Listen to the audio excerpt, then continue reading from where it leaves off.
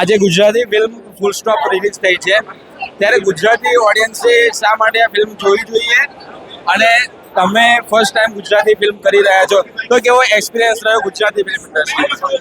મારો એક્સપિરિયન્સ છે ને બહુ જ અમેઝિંગ હતું.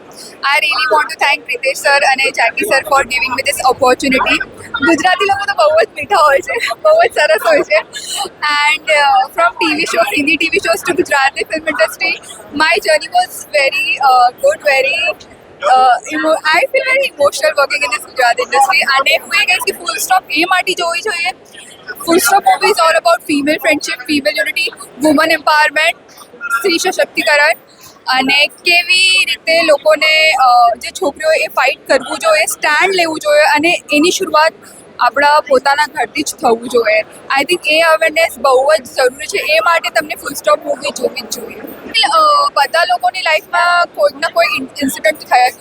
નોટ ઓનલી સ્કૂલ્સ હોય, કોલેજીસ હોય, નાના આપણે મોલમાં જતો હોય, ટ્રેન ઉપર જતો હોય, ક્યાંય પણ જતો હોય, કેટલા બહુ બધા ઈવ ટીઝિંગ કરે લોકો.